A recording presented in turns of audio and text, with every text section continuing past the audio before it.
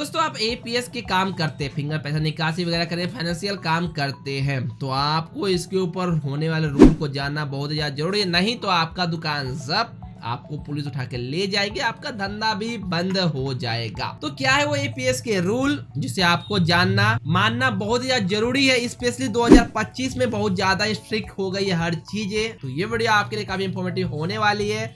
अगर आप फाइनेंशियल काम करते हैं, पैसे निकासी वगैरह फिंगर वगैरह से करते हैं, तो ये वीडियो को बिना एक बार स्किप किए एंड तक बने रहिएगा। देखिए एपीएस आईडी लेने के लिए अभी तो रूल काफी स्ट्रिक्ट हो गए, लेकिन बहुत पहले क्या था, बिना कोई शॉप के आप सीधा डिटेल अपना Aadhaar card, PAN card, mobile number, email ID भेज दो, कंपनी के एम्प्लॉय को आपकी आईडी बना देती थी। जिस कारण से ऐसे लोग फ्रॉड ट्रांजेक्शन बहुत ज्यादा कर लिए, जिसके आप कंपनी ने काफी रूल को एनपीसीआर भी सख्त किया और एपीएस कंपनी भी काफी सारे रिस्ट्रिक्शन लगा दिए। तो अगर आपके अभी भी आईडी तो है लेकिन आपका कोई एक ब्रांड शॉप नहीं है, तो आप जरूर अपना शॉप ओपन कर ले और इस सर्विस को आप पब्लिक सभी लोगों के लिए लाइव कर दे।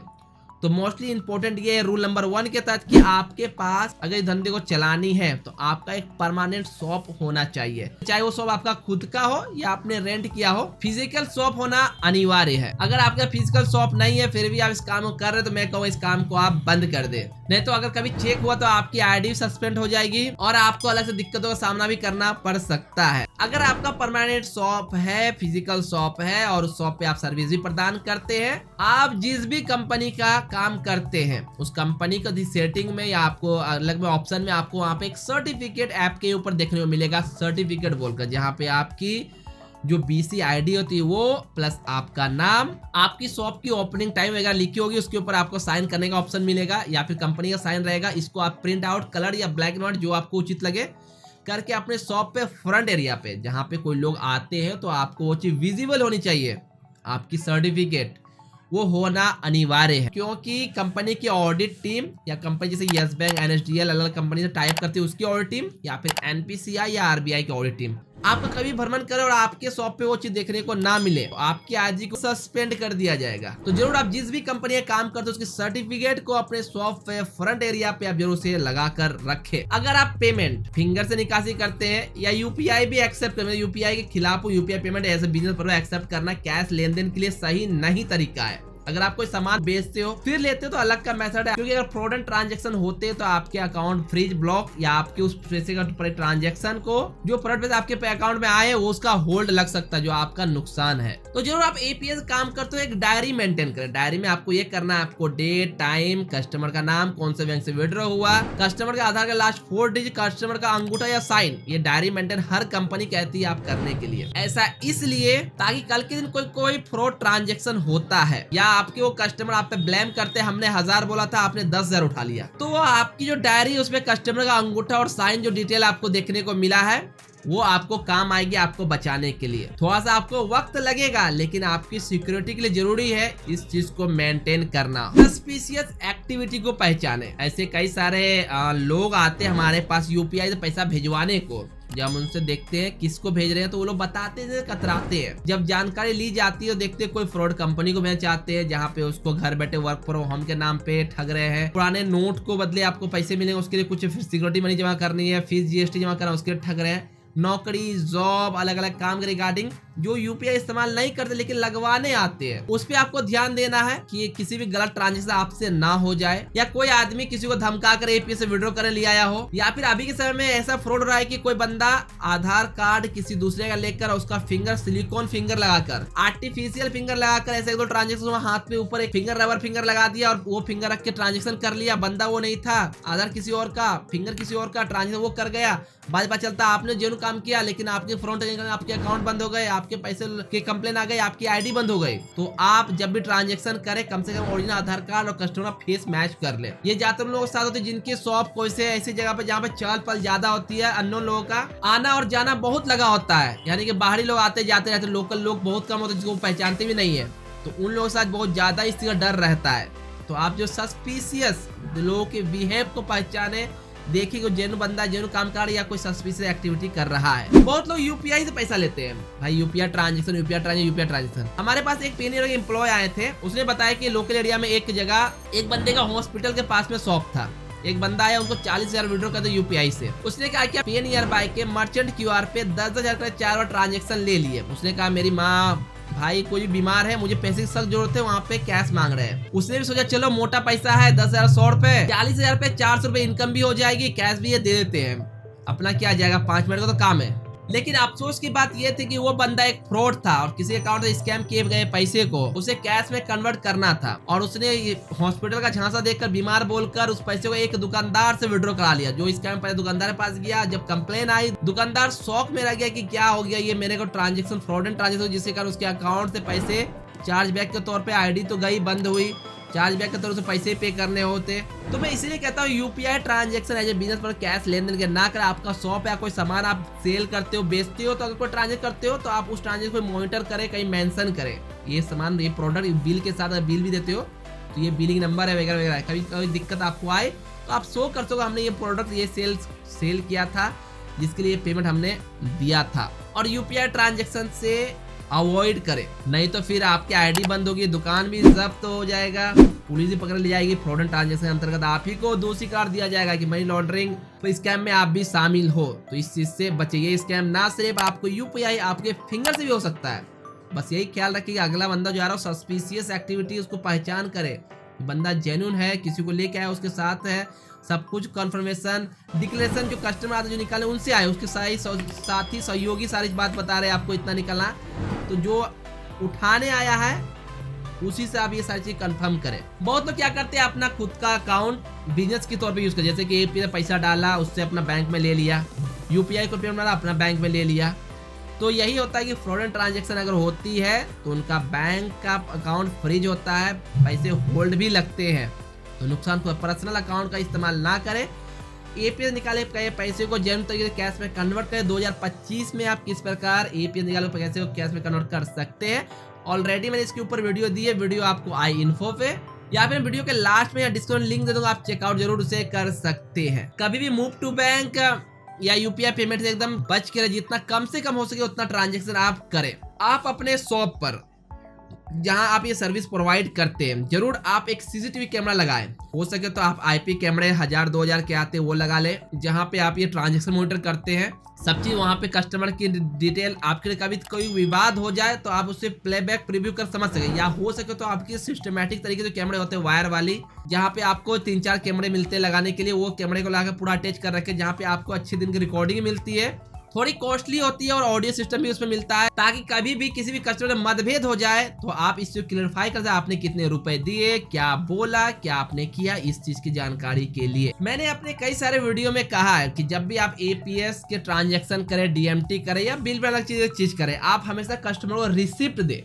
बहुत सारे लोग मेरे कस्टमर में आते, मैं उनसे भी ये कहता हूँ कि आप वैसे दुकान की इस्तेमाल करें पैसे लेन देन करने के लिए जहाँ आपको वो एक प्रमाणित पर्ची देता हो, पर्ची चाहे आपको प्रिंट आउट, ज्यादातर वो पोस्ट रोल वाली प्रिंट होती है, 2 इंच के पेपर कुछ दिन मिट जाते हैं, उसका ले, उसमें आपको कितना उठा कितना बचा ये प्रूफ रहता है। आपको दुकानदार ट्रस्ट ना हो, किसी पढ़े लिखे लोग से पढ़वा सकते हो, वो आपको बोलते हैं हाँ इतना निकला इतना बचा है, आपके पास एक प्रमाण रहे, और इससे कस्टमर भी खुश और दुकानदार भी खुश कि उसने आपको स्लिप दिया है, ताकि आप पर भरोसा आपके कस्टमर बनाए रखे। बहुत सारे लोग ऐसे हैं कि सोचते हैं क्या रिसिप्ट क्या झमेला, 2000 के आसपास रिसिप्ट प्रिंटर आती है, लिंक और डिस्क्रिप्शन परचेज का जो दे सकता हूं, और साथ साथ पोस्ट रोल के 10-20 रुपए पेपर आते हैं, बहुत दिन चला जाता है वो पेपर, उसका इस्तेमाल करें। प्रिंट रिसिप्ट हमेशा अपने कस्टमर को दे, उसको प्रूफ के तौर पर प्रमाणित करें। और मैं जो लोग पैसे फिंगर निकाली करते मैं कहूंगा वैसे दुकान से आप ना करें जहां पे आपको रिसीविंग ना देता हो, क्योंकि ऐसे शॉप में आपको बुरा नहीं कर रहा, लेकिन ज्यादातर सस्पिशियस एक्टिविटी होने खतरा ज्यादा रहता है। कस्टमर आपको ब्लेम भी कर सकता है कि मैंने 1000 बोला आपने 2000 निकाल दिया, आप बोलोगे रिसिप्ट लाइए हम कितना निकाले, आपको पर्ची दिए होंगे। ये भी एक सही और जेन्युइन तरीका है, इस तरीके को अपनाकर आप सेफ ट्रांजैक्शन कर सकते हैं। आपके जो बायोमेट्रिक डिवाइस है, आप कोशिश करो ट्रांजैक्शन करने का सैनिटाइज करते रहे। कोरोना वायरस तो खत्म हो गया, लेकिन अभी भी लोग संक्रमण फिंगर लोग रखते हैं ना, अलग बच्चे, बूढ़े, जवान, महिला, पुरुष फिंगर रखते हैं वहाँ पे। फिंगर उसकी बॉडी की जो चीज रखते हैं और टचेबल चीज है, तो आप क्लीन करें, उसको सैनिटाइज करें, कभी साफ हमेशा करते रहे, ताकि संक्रमण खतरा ना बढ़े। और ये एपीएस करने वाले कंपनी भी कहती है कि आप अपने फिंगर डिवाइस जो भी यूजुअल डिवाइस है, माइक्रो एटीएम वगैरह जो भी टचेबल है, अलग लोग टच करते हैं, उसे क्लीन रखें। ये भी बहुत ज्यादा जरूरी चीजें हैं। आप हमेशा अपने कस्टमर के प्रति अच्छे व्यवहार रखें, कंट्रोवर्सी से बचे, कभी भी किसी कस्टमर से विवाद ना करें किसी चीज को लेकर, चाहे वो आपके पैसे को चार्ज को लेकर हो, किसी चीज को आप उसके मोहब्बत से समझाएं। कभी कभी ऐसा होता है कस्टमर ने एपीएस करने आया, पैसा खाते से कट गया और आपका ट्रांजैक्शन फेल हो गया। मेरे साथ भी हुआ, कस्टमर बहुत गुस्से में आते हैं। अगर आप भी गुस्सा दिखाओगे तो फिर दिक्कत हो जाएगी। टेक्निकल चीज को समझाना होता है, स्पेशली ये जो मैं जो बता रहा हूँ, कस्टमर ने ट्रांजैक्शन किया, ट्रांजैक्शन फेल हुआ, पैसे खाते करे, बहुत ज्यादा फ्रस्ट्रेट मोमेंट होता है, किसी को काम होती है, बहुत दिक्कत, बोलता पैसा कट गया, वो परेशान हो जाते हैं। मैंने इसके ऊपर पूरा एक वीडियो दिया है कि अगर ऐसा कंडीशन आती है आप क्या कर सकते हो, कैसे समझा दो आपको। वीडियो देखने में जरूर वीडियो को लास्ट में या लिंक डिस्क्रिप्शन में या आई में दे दिया हूँ, चेकआउट कर सकते हैं, ताकि आपके और आपके कस्टमर प्रति बिहेव अच्छा रहे, कंट्रोवर्सी बढ़ेगी, बाकी लोग को भी आपके शॉप के प्रति नेगेटिव फीडबैक जाएगा। तो ऐसा ना करें, आप अपने बिजनेस पे लात मार दोगे इस चक्कर में। कंट्रोवर्सी से बचे, कस्टमर को हमेशा अच्छे बिहेव रखे और उनकी सर्विस प्रॉब्लम परेशानी सुने उनको। अगर कोई इशू आ रहा है जैसे कि पैसा कट गया, नहीं हुआ, सिर्फ टेक्निकल इशू, इसमें क्या समझाना क्या करना है मैंने ऑलरेडी बता रखा है। आप उस वीडियो को जरूर चेकआउट करें। आप जरूर ये ख्याल रखें, जो सर्विस फ्री है उसके लिए चार्ज कभी भी ना वसूले। जैसे कि आप किसी कंपनी अकाउंट अपने काम करते हो, उसी कस्टमर के खाते पैसे डिपॉजिट करना, ये फ्री ऑफ कॉस्ट होता है, या विड्रॉ करना फ्री ऑफ कॉस्ट होता है। या फिर आपको मालूम नहीं होगा, आप जो एपीएस के काम करते ये भी सर्विस आपको प्रोवाइड करना फ्री ऑफ कॉस्ट होता है। आपको यकीन ना है तो आप अपनी कंपनी को फोन करो उसके कस्टमर केयर नंबर पे और पूछो कि क्या हम एपीएस सर्विस प्रदान करते हैं, उसके कस्टमर चार्ज ले सकते हैं। वो कहेंगे नहीं, क्योंकि वहां पे आपको कमीशन दी जाती है। डीएमटी जो मनी ट्रांसफर करते चार्ज कटते हैं, तो जो चार्ज करते हैं लेना अनिवार्य है। लोग इसी तर्ज पे पैसा भेजने का तर्ज पे उतने ही पैसे निकालने पर भी लेते हैं। अगर वो ना ले तो उसके दुकान के भाड़ा, उसका इंटरनेट, डिवाइस, अलग अलग चीजें, उसकी जरूरत सिर्फ कमीशन पे पूरी नहीं हो पाती है। लेकिन बहुत सारे ऐसे दुकानदार जो अनुचित शुल्क लेते हैं, यानी कि 1%, बहुत सारे दे देगा 1% चार्ज करते हैं, कहीं 2%, कहीं 3%, कहीं 4% चार्ज करते हैं। तो आप हमें कमेंट कर बताएं कि आपके आसपास दुकानदार आपसे कितने चार्जेस एपीएस के ऊपर, कितने परसेंट, 1000 रुपए, 10 रुपए, 20 रुपए, 30 रुपए, 40 रुपए क्या करते हैं। लेकिन एपीएस पे चार्ज लेना मना है। तो आप कभी अपने ग्राहक से एपीएस के चार्जेस ऊपर कंट्रोवर्सी झगड़े नहीं। और मैं कहा जो बात, इस बात को अपनी कंपनी कॉल कर कंफर्म कर सकते हैं।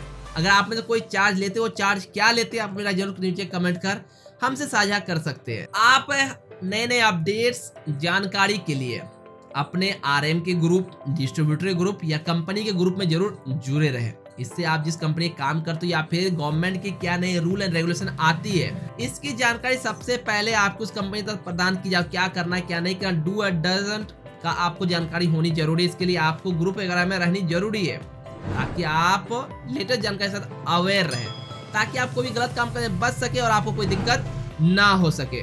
आप जब भी पैसे की लेन देन करते हैं, पैसे लेते हैं या फिर देते हैं, कई बार मैं फुटेज दिखा रहा हूँ, मैं जब पैसे देता हूँ कस्टमर को तब भी मैं पैसे को लाइट में चेक कर देता हूँ, और जब मैं एक्सेप्ट करता हूँ तब भी मैं उसे लाइट में असली नकली चेक करता हूँ। आप जरूर फेक जाली मुद्रा को पहचान करें। हो सके तो अपने शॉप पे फेक नोट कैसे पहचाने, इसके एक प्रिंट आउट जो सामने डिस्प्ले में देख रहे हो, आप चाहो तो इसकी लिंक में डिस्क्रिप्शन दे दूंगा। फेक नोट की पहचान कैसे की जाती है, असली नकली नोट को चाहिए आप कस्टमर जान सके असली नोट और नकली नोट क्या अंतर होते हैं, क्या क्या पॉइंट्स है, ताकि अगर कोई तरह का दिक्कत आती है, आपका फेक नोट पकड़ा जाता है तो आप ब्लेमर आप होंगे और आप सर्कुलर करेंगे, आप इसके कारण नुकसान भी लग सकता है। जो मैंने कहा दुकान जब्त, आपको जेल भी जाना पड़ सकता है। तो हमेशा असली और नकली नोट की पहचान करें। अगर आपके पास कभी भी जाली मुद्रा आती है तो उसे फाड़ दे, फेंक दे, या फिर जो बंदा लेके आया उसके ऊपर आप कंप्लेन दे सकते हैं। जाली मुद्रा का प्रचलन करना एक कानूनी अपराध है, ऐसा ना करें। हमेशा आप जो भी काम करते हो आईटीआर फाइल करें, चाहे आप टैक्स पेयर के अंतर्गत आते हो या नहीं आते हो। आईटीआर फाइल करें, फायदे ये होते हैं कि आप जो भी टीडीएस कटते पैसे, अभी वो टीडीएस कम करती, पहले 0.5% करते थे, अब 0.2% ही करते हैं। आपके सालाना जो भी इनकम होते हैं उसका टीडीएस काटा जाता है, काटा आपको रिफंड होता है। अगर आपका रिफंड भी नहीं होता फिर भी अगर आप आईटीआर फाइल करते हो तो आप सरकार को ये दर्शाते हो कि हमने ये कमाया, हमारे ये भी हम टैक्स पेयर के अंदर नहीं आते, तो आपको कोई तरह का दिक्कत नहीं रहेगा। तो जरूर आप हर साल अपना आईटीआर जरूर फाइल करते रहें, ये जरूरी भी है अगर आप इन तरह का बिजनेसेस करते हैं तो। और सबसे लास्ट, टू डू विजिट, यानी आपके डिस्ट्रीब्यूटर आरएम आपके शॉप पे महीने 2 महीने के आसपास एक बार विजिट कर ले, आपको रिविजिट कर ले। ये काफी अच्छी चीजें होती है टू डू विजिट करना, जहाँ पे आप कंपनी के अंदर देखेंगे कि आप एक्टिव रिटेलर है, आपके आने को दिक्कतें नहीं, और आरएम डिस्ट्रीब्यूटर आपको विजिट कर रहे हैं रेगुलर, तो आपको कोई तरह दिक्कतें यहाँ पे नहीं होने वाली है। तो आप इन सब बातों का ध्यान रखें और जो आप बिजनेस करें उसके अच्छी सर्विस दे, आप लोगों से अच्छी देंगे तो आपके पास ह्यूज कस्टमर बेस आएंगे, आप अच्छी खासी अर्निंग कर सकते हैं और लोगों से अच्छे व्यू होने का आपके पास कस्टमर बेस भी बढ़ता रहेगा। इन सब बातों का ध्यान रखें, कंट्रोवर्सी से बचे। अपने में जितने टिप्स बताए उनको पूरा फॉलो अगर आप कर लिए ना तो आप इस चीज को कंटिन्यू लॉन्ग टर्म इस्तेमाल कर सकते हो, लॉन्ग टर्म आप इस सर्विस को दे सकते हो बिना किसी दिक्कत के। बाकी आपको जानना है कि आप जो पैसे निकासी करते फिंगर से, उसे क्या है वो जेन्युइन तरीका कैश में कन्वर्ट करने का। 2025 में कैसे कैश बनाए, सामने वीडियो चेकआउट कर सकते हैं। साथ ही साथ अगर कोई तरह का अकाउंट ट्रांजेक्शन फेल होता, पैसे कट जाते, क्या करे, कस्टमर कैसे हैंडल करे, वो वीडियो आप साथ में चेकआउट कर सकते हैं। आई होप ये वीडियो आपके लिए हेल्पफुल और इंफॉर्मेटिव रहा होगा। Thanks for watching this video.